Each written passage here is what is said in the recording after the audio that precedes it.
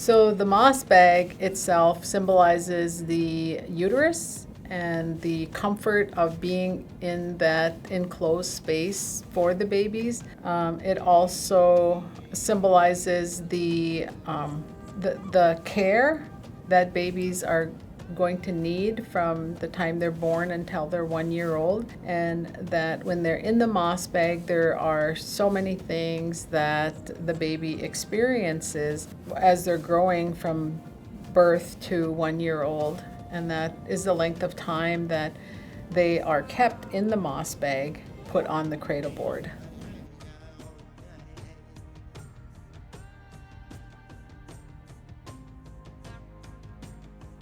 So the moss bag, hence the moss was put inside the moss bag, and then that's where the baby would then defecate, urinate, and then it would be cleaned out, and then just another new moss would be put into the bag.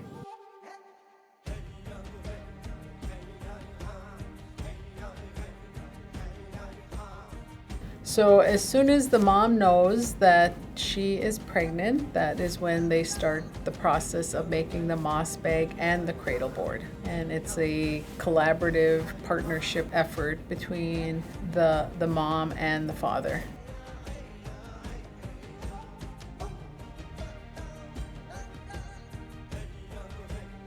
So we believe that any energy that we put out into the environment, that it can permeate the environment, it can transfer to the baby as the baby is growing. We really want to have all those good feelings, that love and that care put into that moss bag and the cradle board, because it's going to be used by this new human being for a year.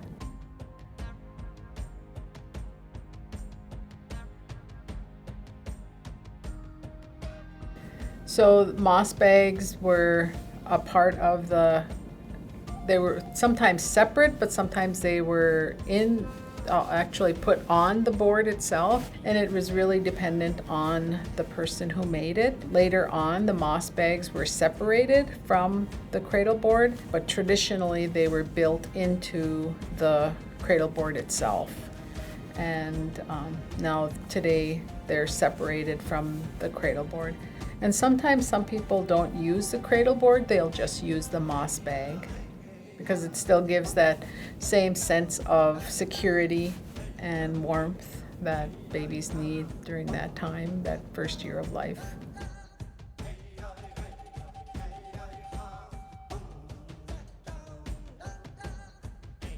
So traditionally, the moss bag was made of leather.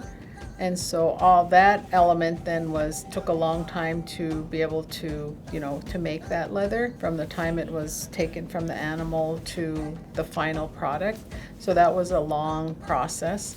And also the decorative piece of that was fibers, porcupine quills, and they had to dye the porcupine quills to distinguish the different elements in whatever the design was going to be. And so it was a long process. That's why it was started as soon as they knew that the baby was going to be coming.